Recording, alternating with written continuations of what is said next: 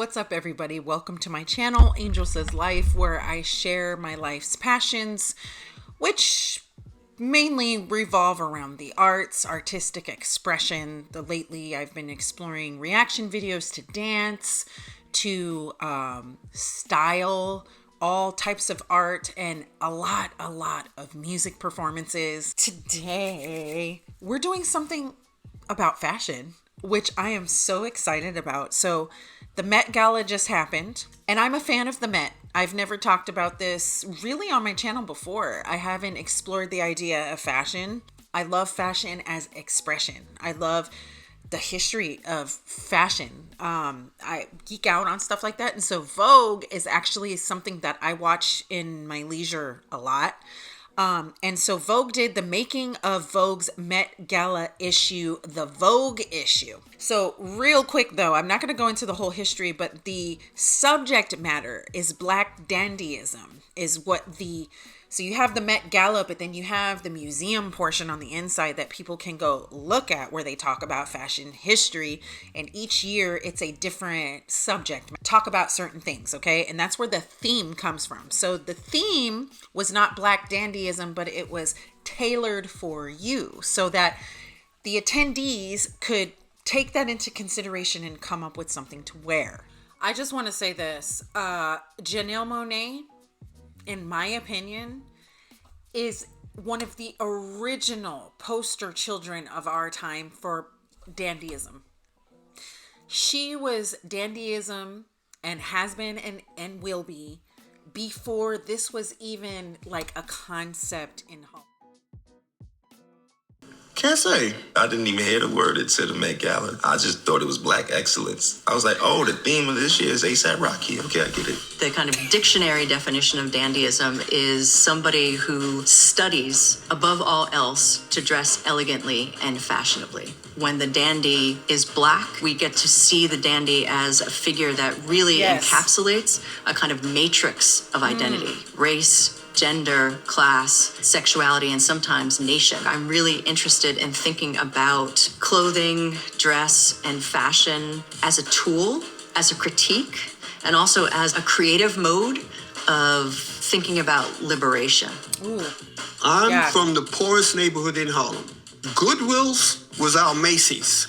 But when I got dressed, even in clothes that wasn't mine, nobody knew how poor my family was. And that, for me, was the birth of dandyism because I saw the power of transformation that could take place with your clothes. Instantly, you can become somebody else. There's nothing more dandy than an African man, like dressed to the nines. Really, the first person I thought of was my dad, who is not...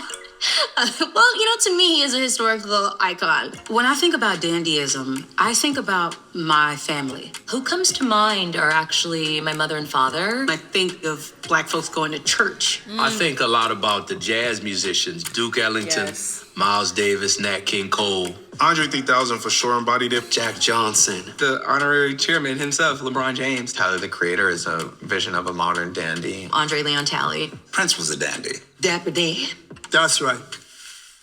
There's a very famous pimp named Magic Don Juan. We grew up seeing him everywhere, seeing him pull up in his green Cadillac, and I think that, for me, is the ultimate expression of dandyism. Even though it's negative, it had such a huge impact on the way we presented ourselves growing up in that city. I look at pretty much every young kid in Africa that mixes colors and tailoring and tracksuits. It takes a lot of confidence to want to stick out, to want to go against the grain and against trends and the status quo. You kind of tell your story through your... I just want to say, this is delicious. Okay? This is delicious. It's so layered. There's so much here, so much culture, so much history, so much beauty. But I think the word of this video and this whole moment that we're in with fashion and the Met and the Black community and, oh my God, resilience. The word is resilience. Your clothes. And it was important for me to bring that into this project. Today was the first day of shooting for this amazing story that is connected to the theme of the Met Gala. If we're being completely honest, you just don't know what you're going to get on the day. Look at those and shoes. I do remember feeling like, wow, this is very special. The energy on set today was just so amazing and so joyful. I feel like everybody was excited to be here. I was with John Baptiste and Jeremy Pope, but it was magic. I mean, John was like singing, both of them were like singing. So we all got a free little serenade, which was pretty magical. This is amazing. I would have paid everything that I have to be in that room just to soak in these vibes. John Baptiste just singing as he does, because he's so fabulous. Oh my God. Law is very specific. When he needs you to express anything with your body or you're like posing in anything, he'll get on set and just do it. He'll let you know. Tyler really knows what he wants. So once he gets the frame right and everybody where they need to be, he's just shooting. And it's just like, you got to be ready. Nice, yeah, that's great. That was great, Joe. The actual photography aspect of it was just to channel this amazing portfolio of very talented people in today's landscape. And the way we could unify all that was to make a very simplistic set, actually, only containing a few elements, certain colors in a color palette that was primarily pastel.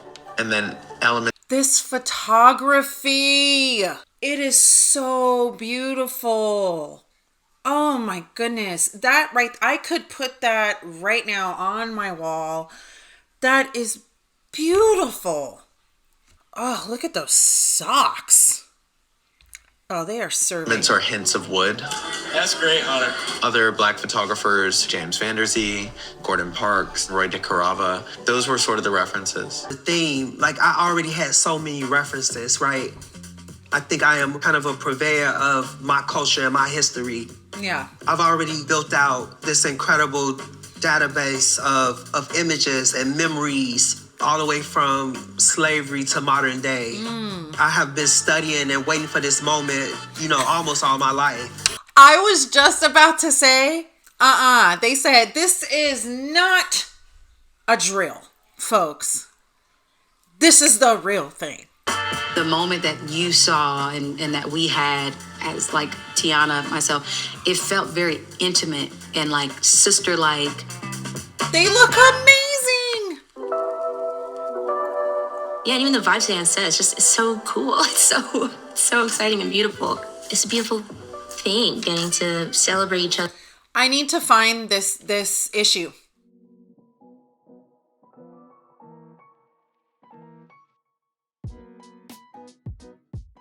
And learn about each other. You don't want to leave. You don't want to leave because it just feels full of love. And that type of feeling you don't want to let go of, As much as today is so Yara. beautiful, it's unfortunately still an anomaly to walk into a space and to see so many of us. I think many of us here are used to being one of the only brown faces on a set and being the representation and being the diversity. I mean, even this is only a sliver of just how beautiful and the depth and breadth of what it is to be Black and celebrate our Blackness. Fine line tailoring and like dandyism in general, what it represents is us reclaiming our individuality and our pride, creating a safe space for Black people to really just express themselves in a way that went above and beyond societal limits. Right. This is amazing. I can't say this enough. This photography is next level beautiful. Just beautiful. Ugh. One of the ways that we can think about dandyism is through tailoring. We can see it as a kind of mode of control, what I think African Americans might call, coming correct. Good tailoring defines a person. Right now, I'm wearing Fear of God and Jerry Lorenzo. It's pretty cool. Lakeith. And it makes me feel powerful. Right now, I'm wearing a 3-piece double-breasted suit designed by yours truly. You got to get a good look. Can I stand up for a minute? You getting it? Look at these shoes, man. Just zoom in on those. Fuck the outfit. There's something about a tailored suit. Those Just shoes. badass, boss lady, feeling that I get when I wear suits. This suit makes me feel confident, important, singular, because it has indeed been tailored within an inch of my life to my exact body. No one else can wear the suit now. I don't have like the kind of body that you can Look just at buy Tyson. something off the shelf. When you get a tailored suit or a tailored shirt, it fits better. You look better. My body does not fit the status quo proportions of an average person. Just so many different people are hands-on to, making us look good, making the clothes fit well. Historically made to wear clothing. The crushed green velvet. Go off, King. I have a royal blue velvet couch in my living room. The tailor became a very, very important person in a community. People would go to tailors to have their clothes made or to have clothing modified. The tailor in Black communities was somebody who would know about people's lives because of the ways in which they would visit the tailor for these special occasions. I really like tailoring because there's a real intention that goes into crafting a silhouette in relation to the body. So I feel like it's a very close relationship that you can have with someone as a designer. There's a kind of responsibility within that as well. When I think of dandyism in particular, it's taking on that suit and giving us our own aesthetic, and from that, so much has blossomed. One of the important stories is about a fight for an increasing ability to self-represent. The Harlem Renaissance, for example, is one of these moments when Black people really had the ability to change their image in the eyes of others. The tailor did that on a small scale. You see a lot of creativity in the history of Black style because it's our armor. It's a tool in our toolbox to get through life, to make it easier to get into certain rooms. 2023, when we had our first show with Vuitton, Anna saw the show and afterwards immediately said, I want you to chair for the MET Gala in 2025, but we have to keep it secret. How does it feel to be one of the covers? I think it's an honor. Henry's a fantastic artist, Wow. crazy life story, and he's just writing new chapters as we speak. He's one of the most coveted artists in the space and is just alive, well, kicking it and crushing it. Van Gogh never got to see the world revere him. Henry's alive to experience people appreciating his work. Wow. I often used to ask myself, What? Let's talk about those words. Van Gogh never got to experience, but the artist that he's talking about is alive and well and working, and he's revered in this space. of why I am where I am, why the universe has placed me where it's placed me. But then I realized, the reason why the universe has allowed me through these doors is because I'm supposed to hold them open for others. We climb the ladder yes. together. Yes. That is Black history. Love it. All four co-chairs are going to have the covers, which is kind of awesome. Oh, man. It's a historic moment, and it's an epic moment in my life and the life of Vogue. Legend. We're literally going deep into history, something that has always seemed to be challenged right now. I think IK's brilliant. He's such a brilliant thinker. He's distilling culture across the diasporas in such an extraordinary way. I learned about IK probably 25 years ago and was just astounded. Right there in front of me, somebody was living and working as a dandy. The portrait session went well. When I began, I was trying to direct him. At some point, he paused. He said, I'm not a fashion model. I'm an actor. Let me feel the story, and I'll give you whatever you want. It's me and the camera and IK, and we're having this moment together. All the people around me that have come before me are with me in the room. I like to make sure that it's never just about me, but it is about... What an interesting take. So he said to the photographer, I'm an actor. I'm not a fashion model. So how about you allow me to fill this space and be the character that you want me to be, utilizing this talent that I have. What a beautiful artistic interaction between the model / actor and photographer. Where I come from, it's about my ancestors, it's about my family. So I want to bring them into the room. We're here in London. We've shot the cover of Vogue today, which is very surreal for me. It really hits home when I think about my heritage. I think about my father, my grandfather, my ancestors who came before. Black male experience from back then is very similar to today in how they would present themselves through fashion, how they would turn up. We really sort of imagined this idea of a group of friends going to a studio to get their portraits taken, and they're very proud. I use canes in this shoot, and I think there's a sense of pride when the men in the streets in like Congo, in Sierra Leone, in Gambia, in Nigeria, they will come out in great tailoring and have their photos taken. And I think there's a sense of pride when you hold something and bring it somewhere. There's a sense of bringing everything you have to the picture.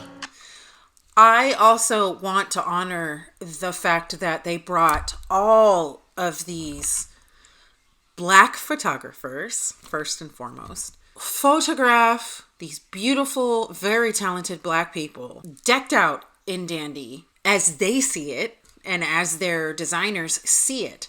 But then they brought Black photographers from different parts of the globe. This is so culturally rich. I have done a lot of photo shoots through my career. A lot of them, I would be the only person of color on the shoot. More often than not, change was really, really hard to push for. And it's been something I've been really pushing for a long time. And so to slowly start to see that change and seeing people come together from different backgrounds, it's uplifting for me and feels like we're moving in the right direction when we all come together. I think what we're all trying to get to, telling history, telling the truth about who we are in the world, especially as Black people, you know, whether we want to tell Black history or not. I think we have a great access point when it comes to style, because you can't deny it. Absolutely. I think it's important to pay attention and homage to Black style because it's been a kind of force. It has made us ask questions about who is fashion for. Dapper Dan changed the way that we think about fashion, and particularly in relationship of Black people to luxury brands and luxury in general. I didn't grow up thinking I was going to be a dandy or wanted to be a dandy. It was all a matter of me surviving psychologically what was happening to me at the time, right? His own personal story is just about ingenuity. Everything that he was able to do in the 70s and 80s, it changed fashion. 90% of the men in my neighborhood was hustlers. I'm first generation of the migration that came from the South. So they came with top-notch skills, but street skills. I felt like it was a Robin Hood thing, you know, because I was robbing and bringing it to the hood. I was robbing and bringing to the hood. Legendary. Fashion from music. So I said, okay, I'm gonna do something that's gonna transform the community. So here comes hip hop. They had no fashion identity, but they felt this connection to guys like me who came up hard. People think that my mission is to dress young bodies, but that's not my mission. My mission is to dress young minds. Ooh. Fashion is just a platform for me to reach young people in a different way. That's why I stay in Harlem. I would never leave in Harlem. I want to make sure I was still there and telling these stories. Shout out to Harlem, because I got to tell you, Harlem, New York, breeds a very specific type of person, and they're usually very outgoing people. And very out there with their fashion and their style. They're kind of known for that. So you have A$AP Rocky. You have Teyana Taylor. Now Dapper Dan. You have Killa Cam. There's a lot of people from Harlem who are really just out there. He has such a good smile. We are at Langston Hughes' prior residence. Langston Hughes is the first rapper ever. From a rapper. Take it from me. All right, 120, that's it. Hey, Chef, what up, baby? What up, what up? All the world.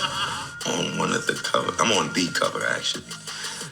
Yeah, the best one. Is this thing on? Guess what I just did? He looks I just good. made a dream come true. I shot all my trunks on a corner, a random corner in Harlem right now. Tyler, you killing this, bro. Check me out. I came up with the idea to feature my grandma. Came up with the idea to shoot in Langston Hughes' house. Came up with the idea to do Dalmatians because it's 101 years of the Harlem Renaissance. So, you know, it was a real collective effort. Love the Tyler Dalmatian and Law was photographs. very receptive to my ideas, and we built on top of it and made a masterpiece today. I'm not trying to be cocky. I don't got nothing to talk about. We gonna let the art speak for itself. feel more than lucky. I feel blessed. I can shed a tear from the Harlem Renaissance. It's a pleasure to be here, my dear. How would the final result look like? There will be sublimely beautiful with such chromatic intensity and a touch sexy.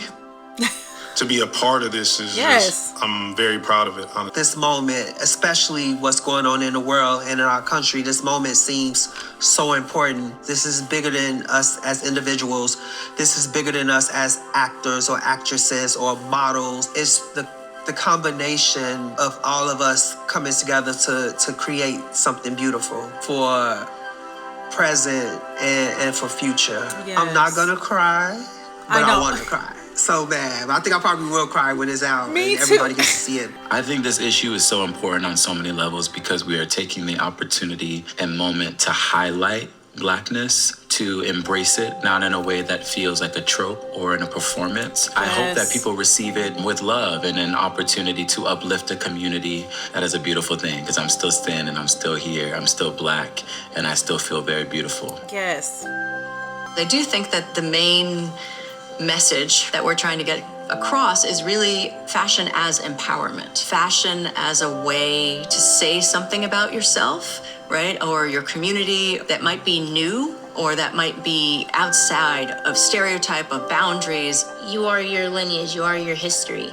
That's also why I think this is so beautiful to me. Even for people who might not be Black, like this opportunity to get to learn this history, connect to each other, to each other's humanity, to each other's art. Yeah, and she's speaking to something that I want to say, like, this is for everybody. This is, you don't have to be to enjoy what is happening here. Our art is precious. Our love for everything we've contributed to culture stands the test of time. The picture goes such a long way. It's going to inspire kids globally, and I think that's the whole point we're here, to inspire people. It's a real moment to highlight our own underrepresented voices, and it's something I'm so honored and so proud to be a part of. The idea of honoring the Black dandy matters. To look at the history and the impact that we've had on culture, on design, in art, music. And I'm standing with these incredible brothers who I admire so dearly. It's just a beautiful, beautiful moment. And I'm very proud to be a part of it. I think a dandy is as a dandy does. Anytime human beings are doing their thing unapologetically, it's inspiring and life-changing for somebody out there. Yes. Yes, indeed. Thank you, John. This was so rich, so beautiful. Oh my goodness. Okay, so I just want to say this. I watched the, MET Gala reviews yesterday with my family. And I turned to my husband, who's Black, and I said to him, do you realize that the Black community is having a modern day Harlem Renaissance? And he thought about that for a second and said, you know what? I think you're right. We are witnessing for the Black community, and I am so blessed and honored to see this. And they mentioned a lot in this video, and I want to mention it. We are in a time right now where erasure is really real right now of Black figures, brown figures from our military, from our history. It's happening in real time. This is not debatable because it's fact. To watch how the Black community has pulled back and said, no, we are no longer going to lend our mind, bodies, and spirits to fighting for a country that doesn't value us. We are no longer going to go into the streets and protest and put our lives on the line only to receive backlash and violence. Instead, we're going to take this energy and we're going to pour it back into our communities. We're going to take this and we're going to pour it back into each other and ourselves. And what we've gotten from that, people, what we've gotten is this wonderful exchange of energy and beauty and art. We are seeing it with the Sinners movie that just came out, that is critically acclaimed, that was beautifully done, that is rooted in history, and it's rooted in facts of where we are now and the facts of where we have been as a country and what the Black community has gone through. But now then the Met Gala does this. I'm going to share some of my most favorite images, my most favorite fashion choices at the end. I honor the Black community right now One of my most favorite quotes is, you could either be a work of art or you can wear a work of art. Okay, that's one of my favorite quotes of all time. So I really, really, really hope you all enjoyed this video. Thank you for going down this lane with me. It's been absolutely wonderful. This is by far one of my most favorite Met Galas I've ever seen. And I think it can only afford to get better from here. This was just beauty. The dedication, the support from the board at the Met, the support from Anna Wintour. Bravo. What a way to make a statement during a time when we really need statements to be made. Dandyism around the globe. Because as you saw from that video, dandyism incorporates and encompasses so many different cultures, so many different regions, so many places around the globe. And I do want to say just thank you for that influence, because as a Mexican myself, I know that Mexicans have also been heavily influenced by dandyism. Look at the Zoot Suit riots. And also, I want to shout out all of the Latin people at the Met with African ancestry who showed out. We are going to show up and show out in spite of. That's what dandyism is. The Black community made something from nothing. Gosh, how fitting for the time that we are in now. Honored. My phone literally died. So thank you guys. Until next time, take care of yourselves, spread light and love. Peace.